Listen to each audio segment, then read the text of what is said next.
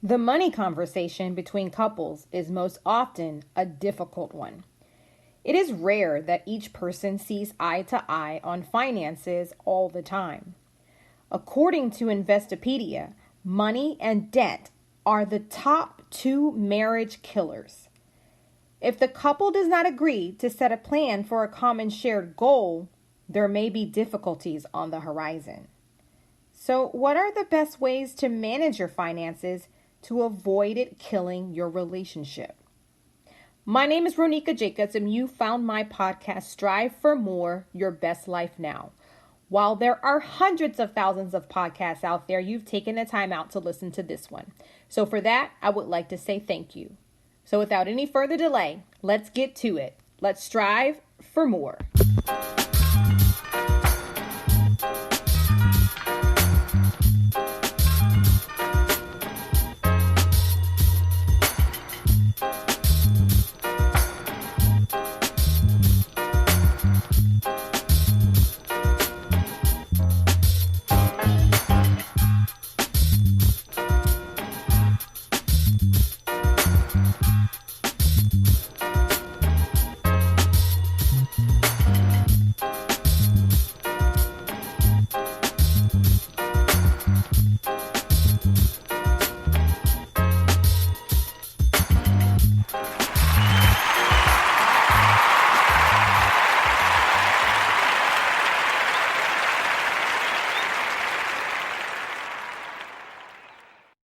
Money conversations for couples and life. My next guest, Jeremy Zismore, is helping people strive for more in the area of personal budgeting and finance. His main goal is to assist clients with a customized strategy for the wide variety of issues contained in managing daily finances. Whether he's advocating for senior Social Security or healthcare matters and assisting with bill pay, to family issues such as creating household employment with nannies and caregivers. In this episode, he will discuss the importance of establishing financial goals leading to a path of financial freedom for couples who are just starting out or need some refinement. Hi, Jeremy. Welcome. Thank you for being a guest on my show. How are you? I'm doing really well. Thanks for having me today. Awesome. Okay, so let me and the listeners, let us know, how did you get into money matters? Yeah, so I feel like the first thing I should do is probably define what a daily money manager is and what one does. So a daily money manager is a financial professional who provides personal financial services to individuals and families by managing personal daily money matters such as bills, budgets, and record keeping, and so much more. And I have been an accountant pretty much since the day I got out of college, and I started working in public accounting, and then I went to work in private accounting, pretty much from low level all the way up to senior leadership there. And it was very fulfilling work, but I started to have some thoughts when I hit my early 40s, and I said, is this what I really want to be doing for the next 20 years or so? And it was around that time where I had the experience, my grandmother, who was aging independently, she was a widow for over 25 years, and I noticed that she needed some help maintaining her independence in the daily matters of her life, and one of them was her finances. So when I started helping her with that, and again, she was very independent, but she just needed maybe an extra set of eyes, I started to do some research and asked, well, who's doing this for everyone? And that's when I found out about the career of daily money management. And when I think back on the personal fulfillment and enjoyment I got out of helping somebody who needed the assistance to maintain an independent life, I said, this feels like something that is more true to me rather than helping the corporate world look at, profit and loss statements. And so it was really about touching the life of an individual and a family that really spoke to me because I am such a people person. So that's really my story of how I got to where I am today. It's really disheartening when you hear stories about people taking advantage of seniors in their golden age financially. They've given so much to society, and then later on in life, there's someone who just takes advantage of them, of their finances, and sometimes they're ruined financially. It's just a shame. Yeah, I mean, it is a vulnerable population. When you look at the statistics, over 90% of seniors would like to be able to age independently if they could. So when I work with adult children, really what I'm doing is giving them the assurance, and that's why I named my business Assurance Family Partners, but I gave them the assurance that you don't have to worry. Mom or dad are in good hands. You're not going to run into these issues of somebody taking advantage of them, because I am doing, a visit with them every other week and making sure that they are staying on top of what needs to be done and that the money is rightfully in its account where it belongs. So that's really what I'm trying to do is, people are paying me not so much to pay the bills. Yes, they are, but really what they're saying is give me that peace of mind to know that mom and dad are okay. Now, people take classes to learn about all types of things, but not many people take a class to learn about money. Why do you think that is? I'd say I have a couple of reasons for that, because there's no black and white answers with money. Money is very much it's an emotional issue for a lot of people. And I think a lot of it depends on how you grew up relating to money. I look at my own background, and I never went to a financial literacy class, and I actually think financial literacy is something that is completely overlooked in the school system. I see some schools do teach it and some do not. And I think that is one of the bigger issues is if you don't get that literacy in finances when you're young and you're not learning it at home, the value of money and such, you start to realize that you don't have it. It's a complicated subject, and now you're embarrassed by how much you don't know. It's almost like when you meet somebody a few times and they tell you your name, and then you realize you don't know their name, and now you've gone too many times where you should know it, and now you're too embarrassed to ask them their name because you should know it at this point. So I think it's a similar analogy with money. If you don't get it when you're young, you almost look at yourself as being less than or not being of something if you don't have that understanding. And people say, well, I would rather avoid the embarrassment and not look good rather than asking the question and getting the answers. Yes, I know I've told you that I'm an educator, and I do remember teaching math, but we only had a small unit on financial literacy. In the younger grades, it's more about the identification of money, and in the upper grades, but I'm talking about elementary, then it may be a few things associated with money management, but not much.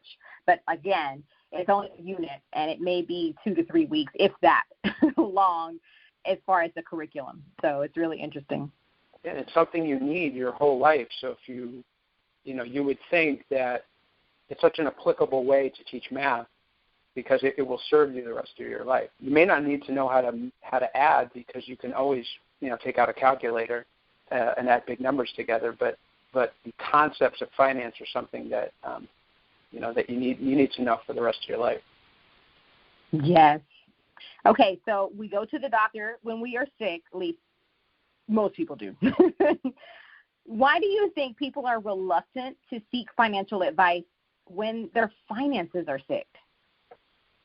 Well, I think it goes back to the psyche of humans. We all want to do the right thing, but I think so many barriers get in the way. And I think a lot of people, but what's the common myth about men? They can't ask for directions. I think there's truth in that joke, which, and not just talking about men, but with people, some people just have a hard time saying, I don't know something, help me get there. And it's not until something in their life becomes super important that they say, okay, I need to do this or else this is what I'm going to lose. So maybe they can finally see the writing on the wall. I mean, a lot of people don't see doctors regularly because they just think, the ignorance is better than knowing what the issue is, because once you know the issue, it's harder to say, well, I didn't know and now I don't, and now I actually have to change. So when you know something, you actually have to start addressing the issue. And sometimes the ignorance and the avoidance is a lot easier to swallow for people. It's the same reason why people, don't create wills, because they don't want to deal with uncomfortable subjects like dying, even though it's imminent, right? And so avoidance just is an easy way out for some people to just deal with problems. Yeah, that makes total sense. I know when I was younger, just spend money, and I know that you can't run your credit cards up, but I had some hard lessons in money myself until I got myself on track. Okay, I know you are an advocate of using a spending plan. What exactly is that, and how does someone go about creating one? Like, where do you start? Yeah, so when was the last time you got behind the wheel of your car without a purpose or a place you knew you were going to drive? I don't think I do that. Every time I get in my car, Jeremy, I have somewhere I have to be for sure. Correct. And what do a lot of people use to get to the places they want in the fastest amount of time? They use some type of GPS or some type of navigation device, I'm assuming, especially those of us that live in large cities with a lot of traffic. Exactly. And so a plan is exactly the same thing. You would never drive in a car without knowing where you're going because you value your time, right? And you want to get there in the shortest amount of time. You don't want to sit in traffic. Well, money is the same way, right? It's a limited resource. A lot of people, I don't have unlimited money. A lot of people don't have unlimited money. So if it's limited, you have to make a plan to spend it and to utilize it in the most wise way so that it's there for you today, and most importantly, it's there for you the day after and the day after. And so a spending plan is just a GPS for your resources, being money. And so you're making a plan of how you're going to allocate that money in the right ways. There's so many resources out there that are free to people. I'm not advertising, but I think NerdWallet is a website where anybody of any sort of financial literacy can read about what it takes to put a budget together and utilize tools. And a very easy one that I advocate people use all the time so that they don't get overwhelmed is what is called the 50-30-20. Have you heard of that kind of budget, the 50-30-20? No. What is that? Please share. Yeah, of course. So after you figure out what you make in your income after tax, you then figure out that 50% of your income is just for needs. 30% of your income is just for your wants, and 20% of your income is either for savings or paying down debt. And it's really important that you don't skimp on those wants because you want to make sure that a budget or a spending plan doesn't feel onerous. You got to have that wiggle room, so to speak, to have fun, to go out for a nice dinner with your partner or take your kids to an amusement park. So it can't all be only your needs. You've got to have money in there for your wants. So that's really a simple way of doing it so that you don't have to account for every dollar spent on groceries versus rent or whatever. You come up with these more generic buckets that you can throw your spending into. And you just start tracking your spending, and you have to be realistic with yourself to say, is this really a need? Is this a want? And then start matching that up against your income. And if you're in line, you're doing great. And if you're not, you start to tinker with it, and you realize when you start tracking your progress, that's where that ignorance leaves and the knowledge comes in. And once you have that knowledge, it's amazing what people do with it when they realize how they are spending their money. It empowers them to make changes that can help them. Jeremy, I'm so glad that you brought up setting aside money for your wants. There's so many financial gurus out there. I'm not going to name any names in particular, but they always talk about don't go out and get Starbucks. You can't have it. You don't need it. You don't need to go out to eat. And it's like, but I want to save money. Yes, I do. But I do want to enjoy my life. And I know plenty of friends who've been on those types of plans, and they seem miserable because they're not addressing their wants, and they're only either saving and they're spending money on needs, on bills. And it's almost like it drains their personality. So it's interesting that you brought that up because we all have wants, whether they're big or small, but I think that's just human nature to have desires. Well, we got to think of this in terms of a lifestyle, right? Like, but spending money is not a crash diet because it's going to be with you the rest of your life.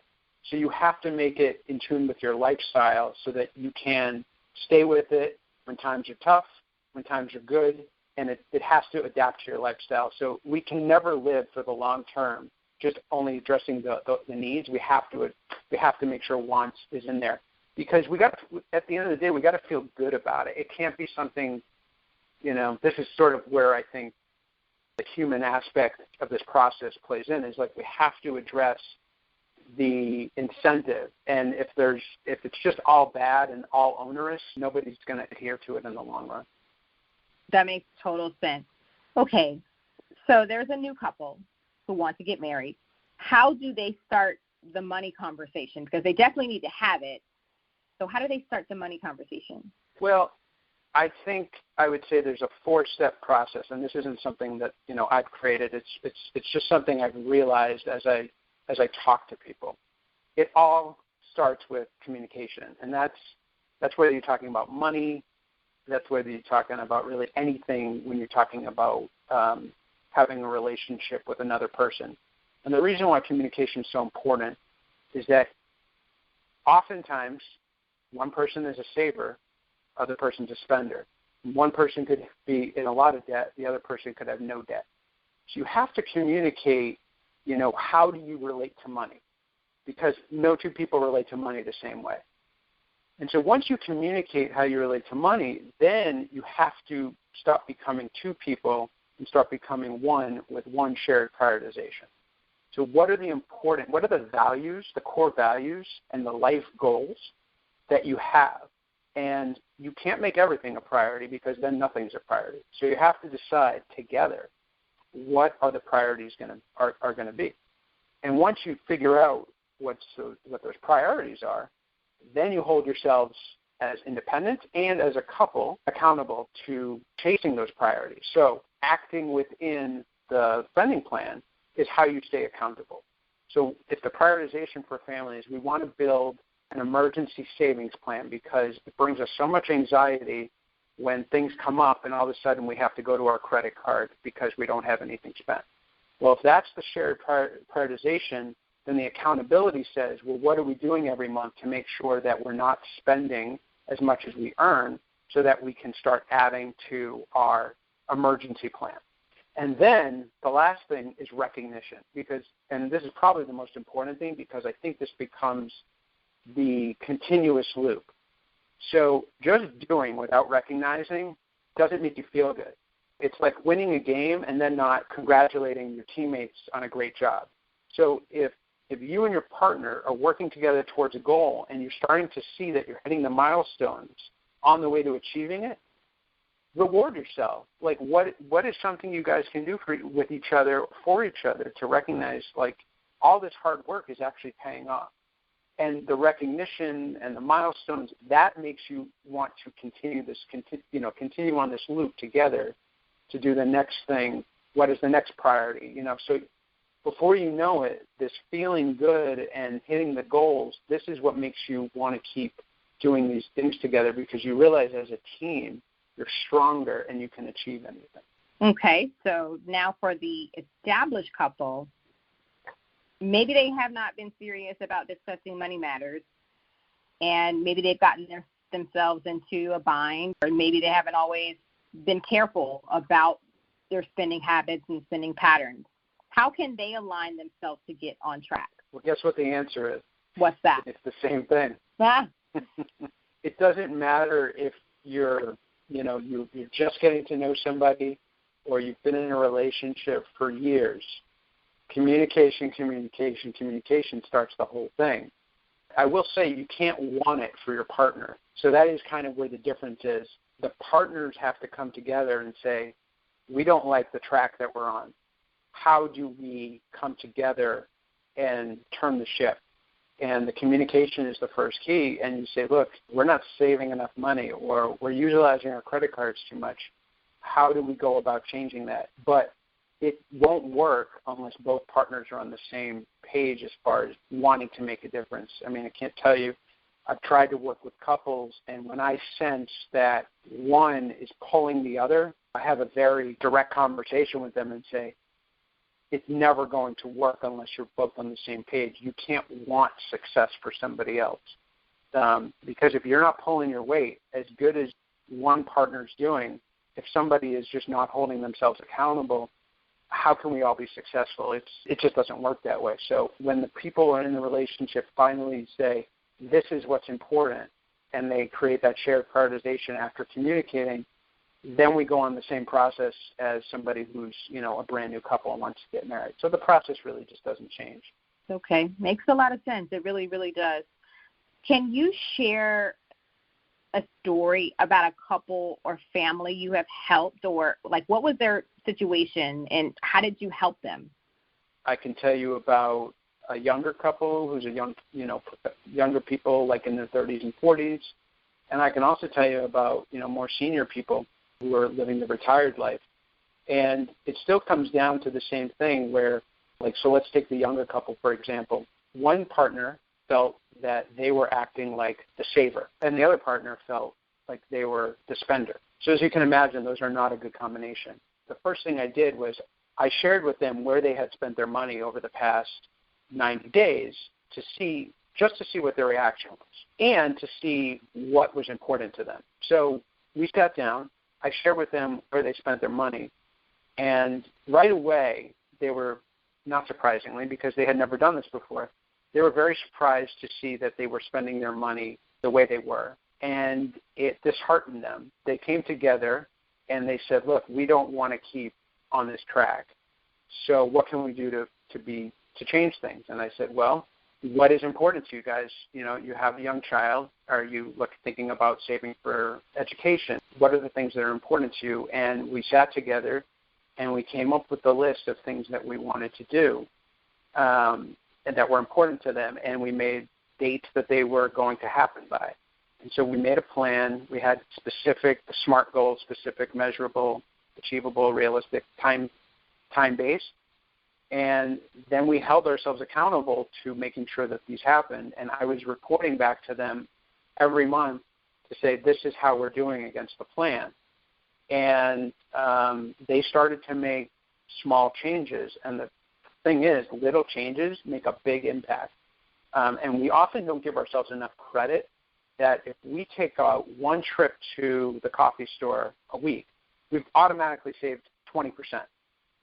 That one trip is 20% of that budget, right? Because, 4 out of 5 days.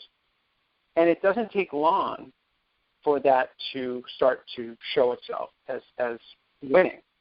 And when they got that taste of it, they immediately said, okay, let's go down to 3 days. Let's go down to 2 days. And then they were, making coffee in the house. And the recognition that their behavior was having an impact on the finances and that it was making their goals achievable, and we were recognizing it, it made them more hungry to keep doing it and to find other ways. And what I was working with them is, but you guys now find your ways to get to save money. And they were treating it almost like a game, and they were saying, okay, I know I can be better here if I just do, X, Y, and Z. And the seniors and the retirees were the same way. We talked together about what were the important things, and we said, okay, we're going to start spending within this range. And similar story, it really comes down to, can you get everybody talking together in the same language? Does everybody have the same shared goal? Because I can't want success for people. They have to want it for themselves. And once they buy in and they take the action and we're reporting it, I'm not doing the work, they're doing the work, but we're kind of agreeing that this is what's important. And so where the words weren't being stated, I'm forcing the couple or the family to recognize that these are the words that were never stated in terms of what was important, and now we've said it, and now we're going to hold ourselves to walk this way. Well, you keep saying that you can't want success for other people, and I can't tell you how much that is resonating with me, and I'm sure it's resonating with the listeners out there as well. Well, Jeremy, I just want to say thank you so much. I can't believe our time is up already. You have shared so many insightful tips for couples, whether they're just getting started or they've been together for some time and they want to do some changes or a full transformation on their finances because maybe they have a goal to achieve. Thank you so much for your time. I have one more question. I like to ask my guests a question that has nothing to do with the topic that we're talking about. So the last question I have for you is, what is something you cannot seem to do no matter how hard you've tried? So it's a little vulnerable moment right now. Probably enjoy Zoom. I'm an in-person, feed off of the body language and energy of other people, and I put out, an energy and a body language that I look for the reaction from other people. So the Zoom world really doesn't give you that connection, that robustness, I think, of a relationship. They say 70% of communication is nonverbal, and really the Zoom that's lost in translation of just being, seeing somebody on a page. And so I really, have realized that Zoom just doesn't get me that, that relationship high I have of interacting with somebody. Oh, I understand what you mean. I definitely do. I'm used to interacting with people one-on-one, but luckily I get to interact with people with my podcast by interviewing guests, and that's kind of satisfied that for a little bit for me. All right, can you do me a favor?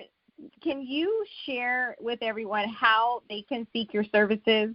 Yeah, absolutely. I just want to say it's been a thrill to talk with you. I really enjoyed your questions. You definitely do a great job preparing. So thank you for having me. If listeners would like to reach out to me and talk to me about what's going on in their lives and how I might be of service, they can go to my website. It's www.assurance, ASSURANCE, familypartners.com.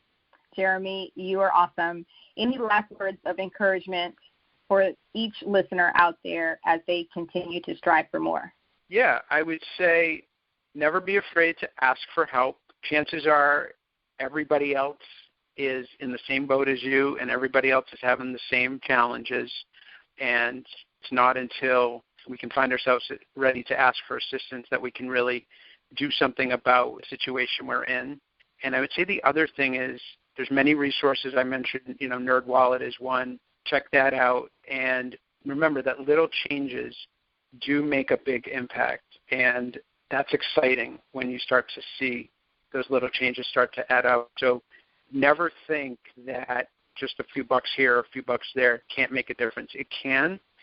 And it's an approach and a philosophy that will do you really well if you buy into it. I would never say promise, but, I really stand behind it, and it's how, when I work with people, I try to get them to buy into that right away. Awesome. Well, thank you so much again for your time, Jeremy. I wish you and your wife nothing but the best of success and abundance in the future. Thank you for sharing your expertise and wisdom with my listeners. Please take care. Thank you so much for having me. It's been a great time. Communication is definitely the key to solving and preventing indifference. If you are committed to the relationship, each of you owe each other a calm, honest conversation about each other's finances, habits, goals, and anxieties. Unfortunately, ego, anxieties about control, and assumed notions of marital roles will have to be checked at the threshold. This is your life together now, and it needs to be handled so both of you are happy and comfortable. If you are having deep issues and cannot compromise, seek the help of a financial planner like Jeremy for unbiased advice. If it continues to cause deeper problems, you can seek a therapist. Did you know that you can also listen to my podcast on YouTube? You can search for Strive for More podcast, hit subscribe, and you will receive the latest episodes every week. Thank you so much for listening. Continue to strive for more and live your best life now. See you in the next episode.